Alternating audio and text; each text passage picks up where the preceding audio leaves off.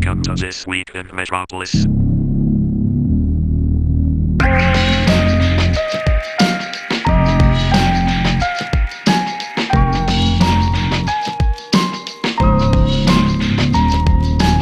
transmission will begin shortly. Yeah, King P here, And Stelio7. and welcome to another episode of This Week in Metropolis. Yep, we are back, and it's just the two of us again. Thanks again to Steve for coming on from SCW, the wrestling channel, last week.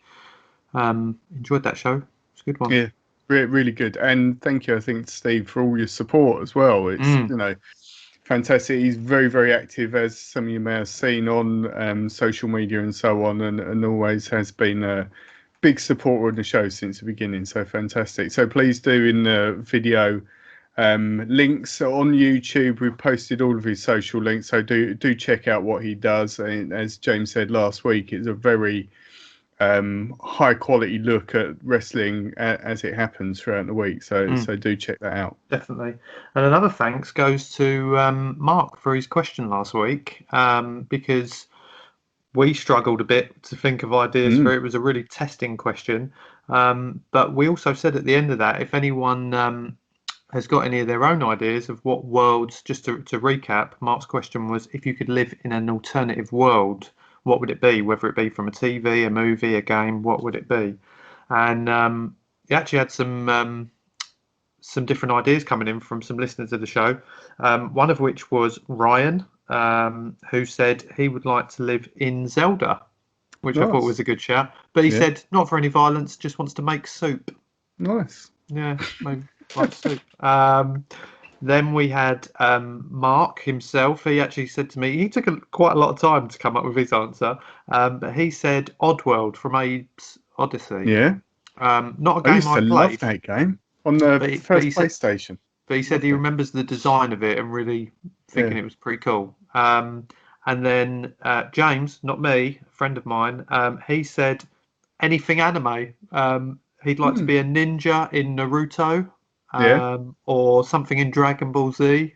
Yeah. I did say to him it was to kind of come away from the Dan times that we're having at the moment. I mean, there is a risk to his life, I think, if he's in there. But the best answer out of all of the answers that I got was from James's wife, Emma, the Coronation Street universe.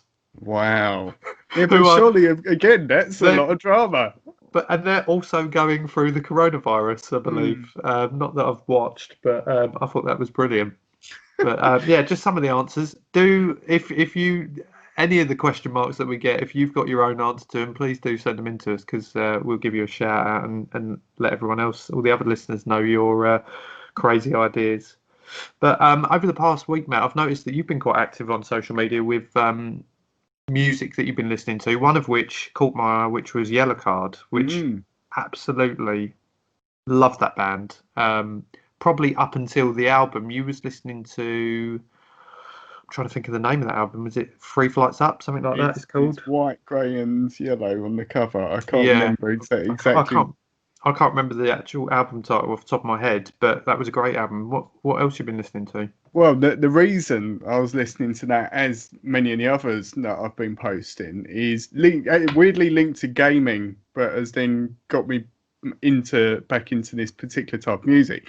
Years and years ago, I think it was 2006, 2007, I can't remember the exact date, there was a game called Burnout Revenge, and love it, absolutely loved it. I mentioned in our gaming episode about Takedown, which was amazing, and then the follow-up to that was Revenge, which, following our gaming episode, I discovered you can buy it on Xbox Live for $9.99. So I bought Burnout Revenge on Xbox, and I've been playing it, and have just been absolutely loving every second of it. But what I'd forgot was the soundtrack is amazing on there.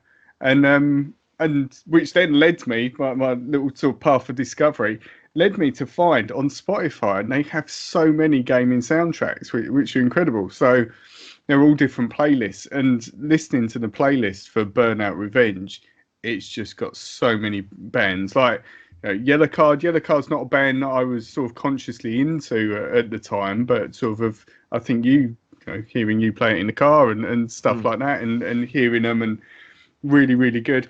Bands like Maximo Park, I completely forgot about from that sort of time. Avenged Sevenfold, there's Bullet for My Valentine, all those sort of bands of that era. It was that era, yeah.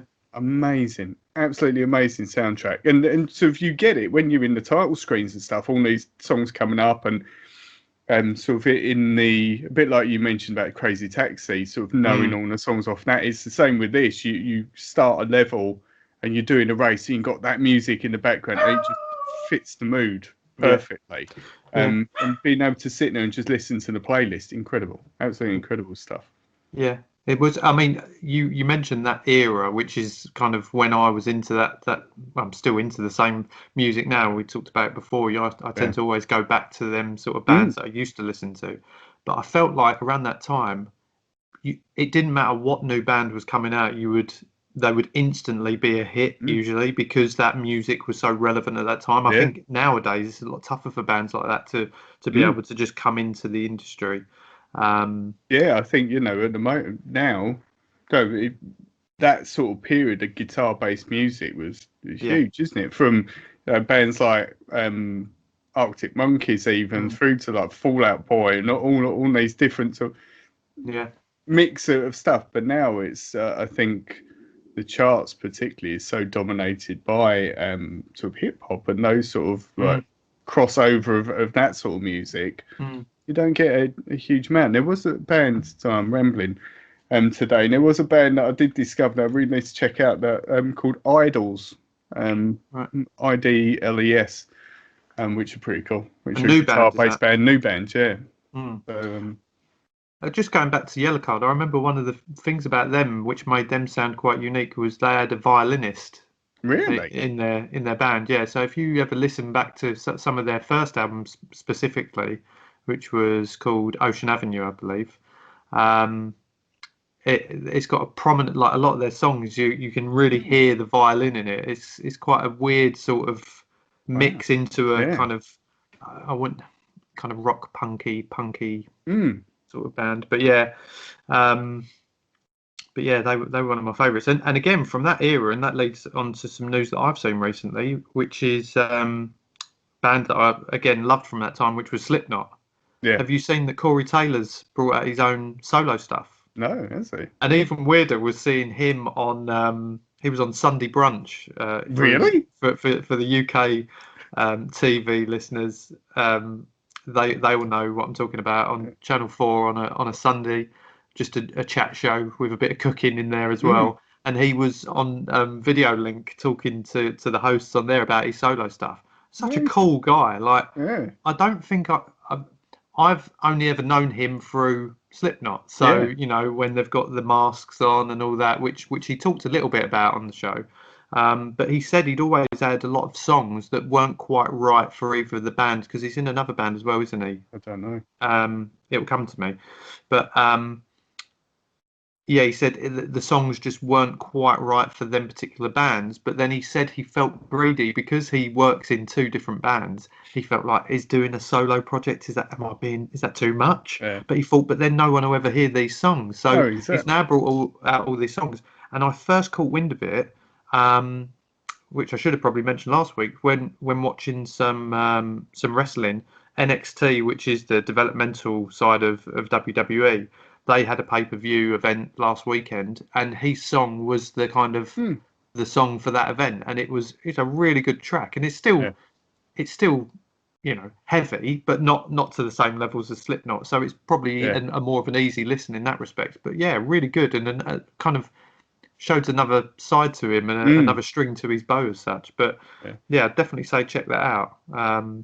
Really cool. Slipknot were one of those bands that I sort of not quite missed out on, but like they were, having been into the whole new metal thing with Limp Bizkit and Korn and all of those bands and they came at the end of that, and it was probably when I started to drift off into slightly different things. So I remember them coming out and the hype and like how big they were and that, but they weren't any that I really sat down and like, listened to sort of Yeah. intently or saw in any gigs or so on. It was more probably the Deftones and people like that. And I was following at that sort of time. I think I never got into him straight away because I always thought it was a bit too shouty. But I think as I've got older and listened to it properly, you can appreciate the songs more. And I definitely you've got more angry. Yeah, that's what. And I've got more anger. Well, that's exactly it. The anger's there. It just comes out when I'm listening to Slipknot. But yeah. Do you want to talk about your first story? Yeah, well, I've got some movie-related news, which it links to a lot of it. There seems to be this current trend that we've talked about 3 shows or so, about the opportunity to rent or stay in a particular place that is well known for its use in TV or film and so on. But this is taking the next level as such. In the sense of, have you seen the film Silence of the Lambs? Are you familiar with it? Right. So, if you remember, sort of at the end of the Silence of the Lambs, when Clarice finally catches up with his Buffalo Bill, isn't it, in Silence of the Lambs, catches up with him at his house, and sort of he's dug this well in the thing, and he's got a girl down there and so on. And it's really nasty. You can buy that house now because it's up for sale. And it's just really weird because it's outside Pittsburgh. It's a place called Perryopolis, and when you see it from the outside, it looks really nice from the outside. You can tell it's the house because it looks the same. It's got the railway in the front of it and so on. But they've updated it a bit, and you've got this sort of triple garage. You've got a pool even in the garden. So clearly they're trying to make light of its use, but they're still marketing it as Buffett, like the video that the agent has put, as seen in the movie Silence of the Lambs, and it says Buffalo Bill's house. But when you go in it, because there's a video tour of it, it looks the same. Like it's still very historically correct to when the building was built. And I don't know. Like do you know there's the bit she first goes in and she's talking to him and he's in the kitchen and stuff like the kitchen looks the same and they went downstairs in the video and said, oh, let's see if there is a well in the basement, which there isn't, but there is a cold storage thing which is like this bleak looking alley, and it just reminds you of when she's running around and the lights are off and stuff. I just couldn't live in that place. Have you got a link for this video where it's like a virtual tour? We should put that in the YouTube video just so the viewers can see. And if you're listening, go to the video and check out. But the only thing that I think about that is the fact that it was a movie. Yeah, no, kind of take an element of it. I mean, if this was a real event, then I'd certainly, if it was. Well, we were talking about off like not in the show, but we've been sort of personally talking about sort of about Dennis Nielsen and things like that.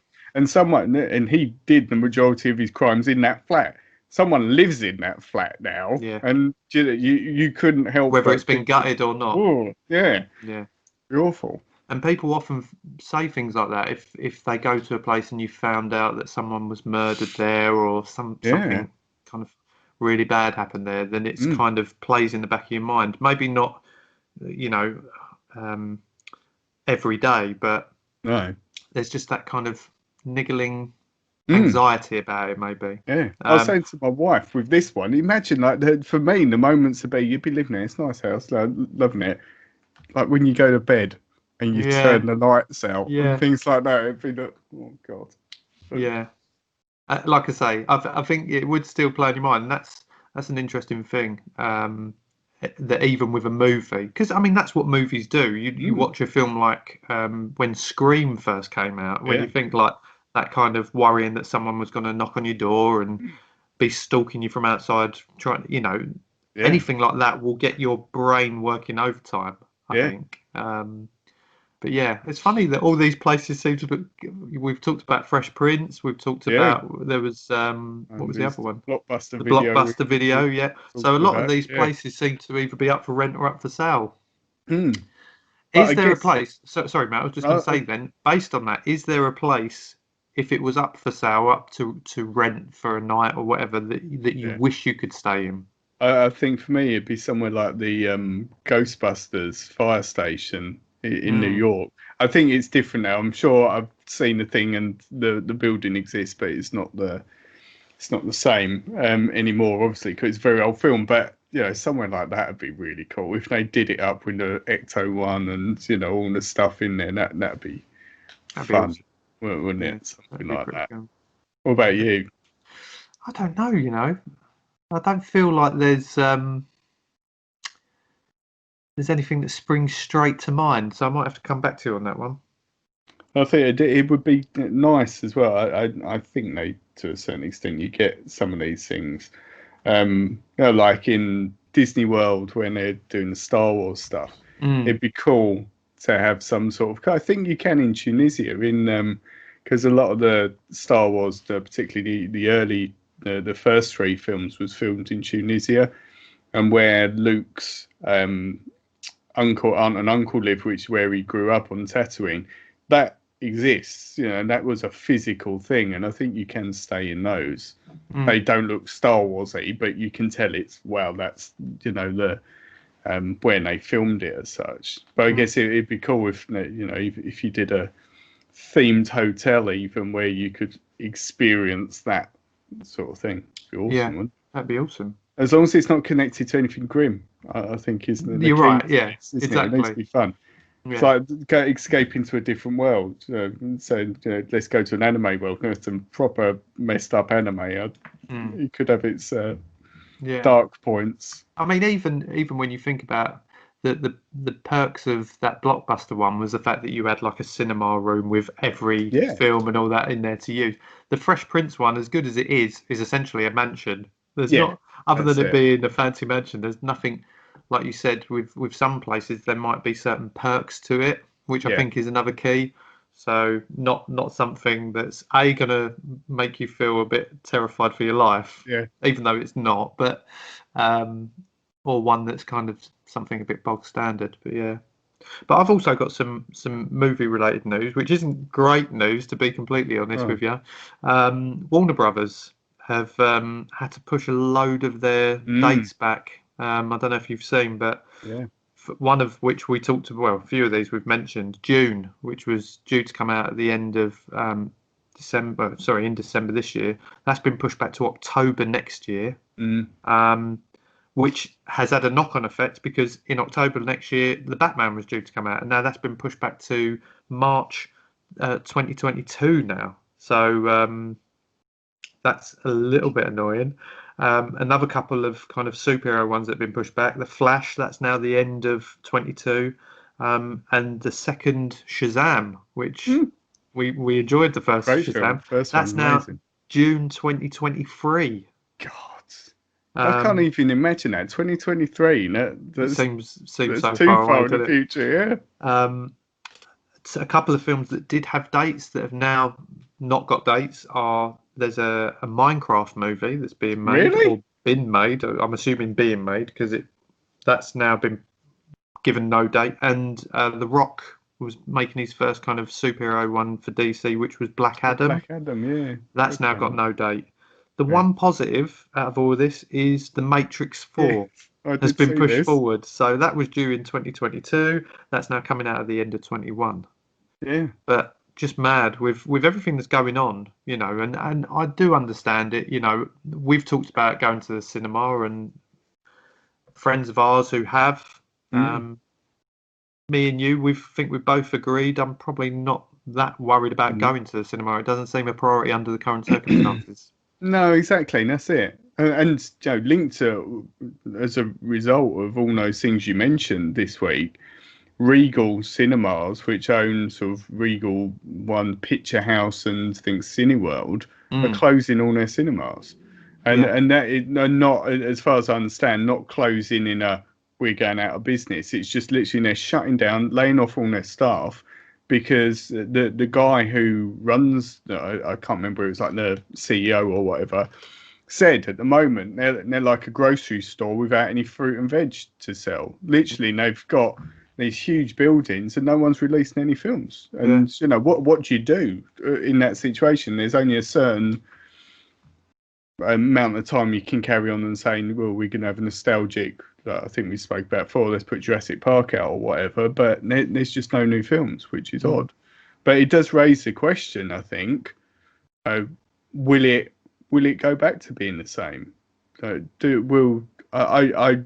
thing for me with the cinema, seeing Star Wars, my priority is always, new Star Wars film comes out, I see it in IMAX because it's incredible. Absolutely incredible on that format. But anything else that came out, I'm really not bothered. If I can wait and watch it at home, it's fine. And we have to say, maybe not with films as big as Star Wars or franchises as big as that. There have been some that have gone straight to streaming platforms rather than cinema.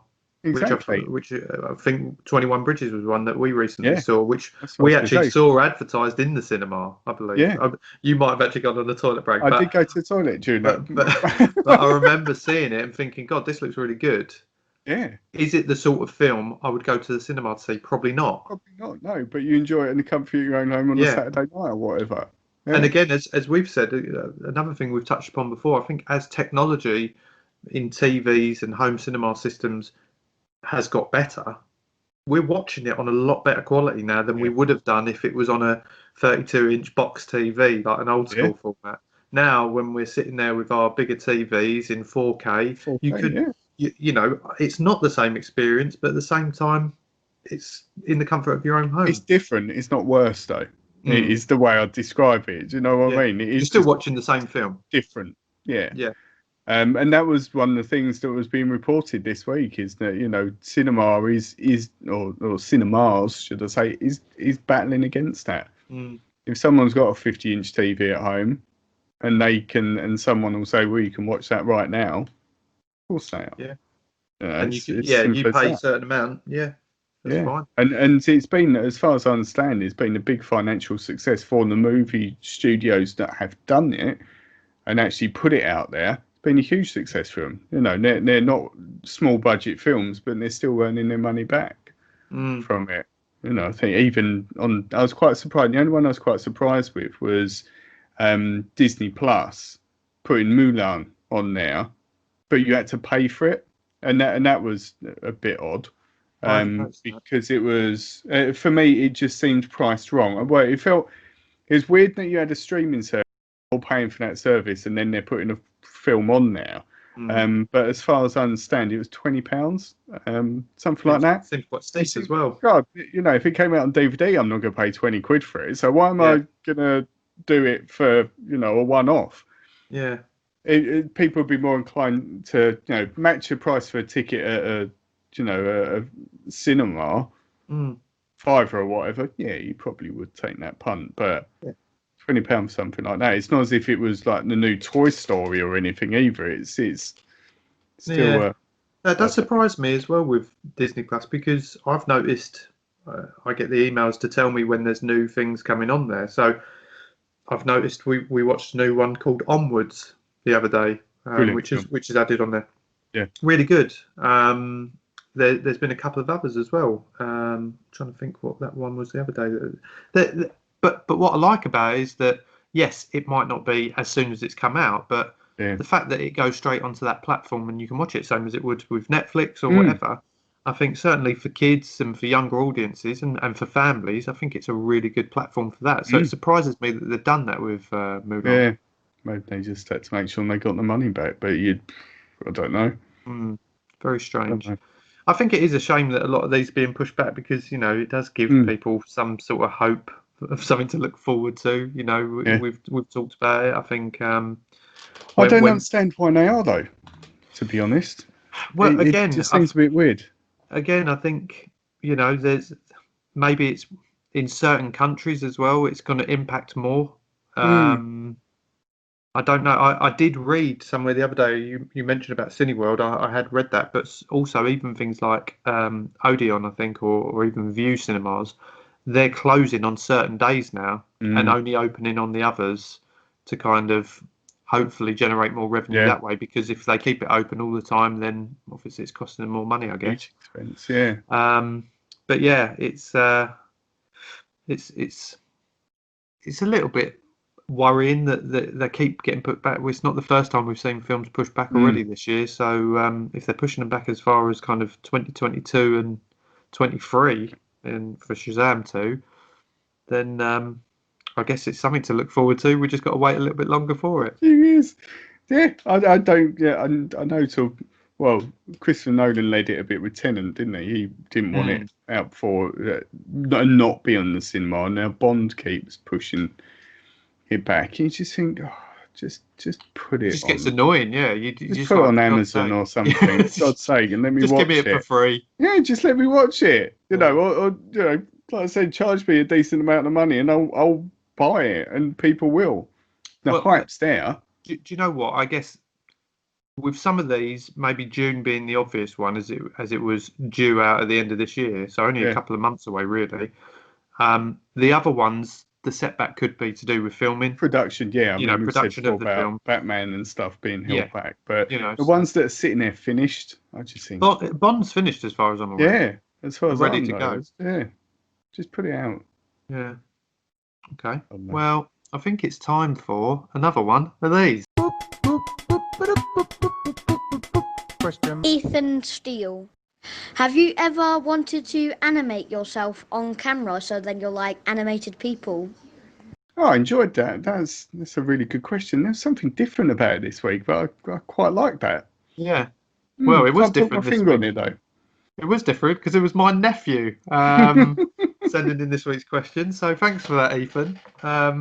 No question from Mark this week. He couldn't think of one. So cheers, Mark. He's been replaced. He has been replaced until we decide to forgive him. Until he decides to think of a question. Well, that's a great question from Ethan. It is. Matt, you might be able to kick off on answering this one. It is something, Ethan, honestly, it's something that I would absolutely love. And something that certainly me and James have spoken about very recently. And it's something I'm going to commit to it, we will do for this show. The only thing, to be honest, that's stopping it from being animated is just that it's quite difficult and I need to learn how to. Is the main thing. And with things like animation, I think I've mentioned before, I used to recruit for animators in the games industry, and the amount of time, like that, I think their target used to be, if you was an animator, you had a target of how many seconds you had to complete in that particular day, and it was about 2 or 3 seconds. So if you imagine if you're doing a film or you're doing a cutscene of a game, how long that would particularly do, and you're literally spending a whole day doing 2 seconds of that thing, it is huge. You know, for our show, if our podcast is 40 minutes at a time, you know, I can't do the maths in my head, but it's a considerable amount of days to do it. So it will happen, and I would love it. And I would love it from a, you know, I think it's a dream. Imagine if, you know, we could be in, you mentioned Wreck-It Ralph or something like that. Imagine seeing in that, like us doing it aside, and then imagine having the opportunity of being put into, you know, I can think of loads of like Pixar films and that when they put a celebrity in there or put a recognised voice in there, and you think, my boys often say, oh, isn't that blah blah blah, doing that voice. The thought of having the opportunity of you being in something like that, absolutely. Do you know what it makes me think of? And it's not something that I imagine Ethan will have listened to because he's quite young. But the Ricky Gervais podcast, I remember, like, I listened. Weren't they? Well, they weren't to start with, but it was another kind of avenue that they went down because there was tons of episodes, probably 3. Well, I think they'd done 3 seasons of the Ricky Gervais show, maybe 12 episodes a season. I can't remember exactly, but.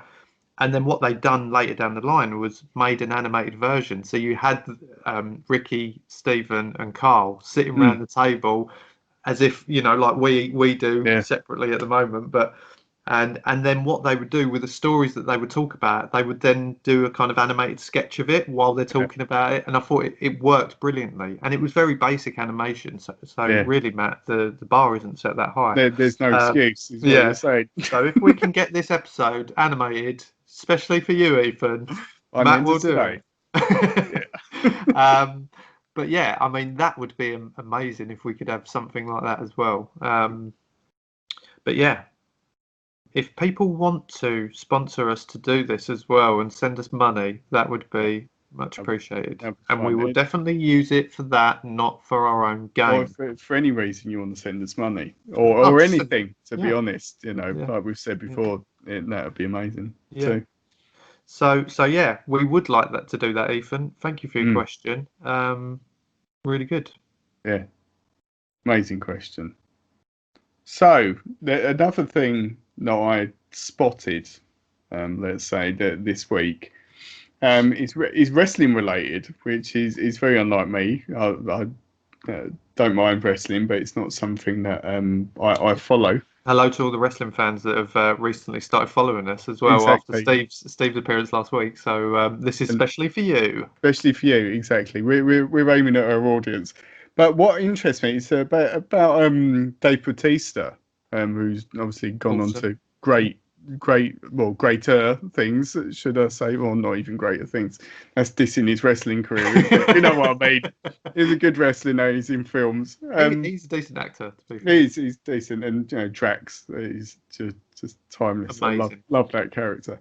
But what he was talking about is actually in on Twitter, I think it came out, that he's asthmatic. And during his wrestling career, he really struggled with it. And he said he used to hide his inhalers under the ring and hide inhalers with people that were sort of working around him. So that if he needed it, he would take the inhaler and still be able to carry on. Yeah. And it's incredible. I think, it's a bit obviously not the same as when we was talking about like Chadwick Boseman and him doing being through his career and being incredibly ill at the time and not having that as a focal point. I think there are lots of people that do. You look at someone like Dave Bautista, who's huge and muscular and successful and that, and you think, oh wow, they're almost like superhuman, aren't they? But they suffer from the real world stuff that everyone else does in their life and that. Which is really cool. And he said that cold venues especially were his nightmare sort of with his breathing, and he really struggled in those situations.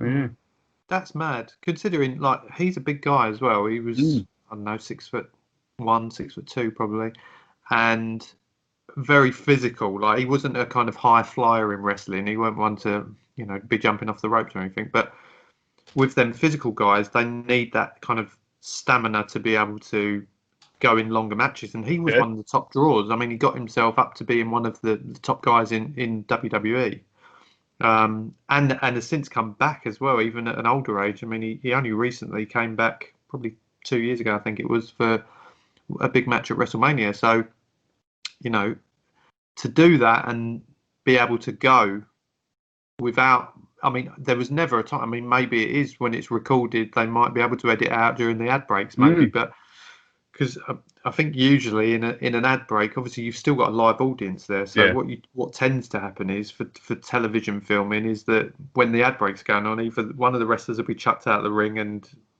is struggling to get back in, or they'll kind of lock up in some sort of hold and then do that for about 2 minutes, 3 minutes while the ads are on. But maybe he used to sneak off under the ring to have a quick inhale. That's it. But, that's right. I'm being asthmatic myself, but very, very controlled. I've not had an attack or anything since I was little. Yeah, it must be tough. Like the sensation of not being able to breathe is never a good one, in that sense. And the asthma is the way asthma works. Basically, your sort of windpipe closes, so it's not so you can't always sort of catch your breath and so on. But yeah, I wonder what other famous people, like either from music or other athletes that suffer from things like that, and how they cope with it. Because like you say. Yeah. I mean, I know singers obviously usually get quite a hard time with issues with their throats and that because voice, they're yeah. always, singing. Mm. But then I've seen things like people drink a lot of there's certain artists who have like red wine and things like that to kind of while they're doing a gig or whatever, just to kind of ease their throat Well, I remember and when to get off their nut probably. yeah, that's it, cope with the nerves. Mm. When I saw Pearl Jam, the only time I've seen Pearl Jam, it was they were doing 2 nights in the O2 in London, and the night I saw them, Eddie Vedder, the singer, his voice was going, and he was singing, but he would then dip out sort of in the back, and the band would carry on, then he'd come out again, and they ended up cancelling their next show because his voice went completely. But he was swigging from a bottle of red wine, so maybe that was the cure. I mean, Sorry. the funny thing is, there's some singers. I mean, Matt Healy from the 1975, he smokes during his gigs. He's not the only one I've ever seen while they're singing, like who have a quick pull on a fag, which I just think is bizarre as well. Any good, is it? Yeah. No, but it's a weird. Tend to I get it guess gravelly. if you're a smoker, you're a smoker, I guess. And some of these gigs and sets are quite long, so I guess they just have the urge. Well, I think that wraps up this week's show. If you want to check us out, we are on Anchor, where you'll find all the links to us in podcast format, or you can watch us on YouTube. Make sure you subscribe to all the different options that you've got and hit the like button if you enjoy the show. Your feedback is very important to us. So any comments that you've got, any ideas that you've got, send them in to us. Any stories that you see, make sure you comment on the post below. Follow us on social media. We're on all the platforms: Instagram, Facebook, and Twitter. And yeah, check us out. And we've got a special guest next week, so do keep an eye out. And we will be revealing that shortly before the show. So yeah. Yeah. Thanks again. Until next week, we will speak to you then. Goodbye.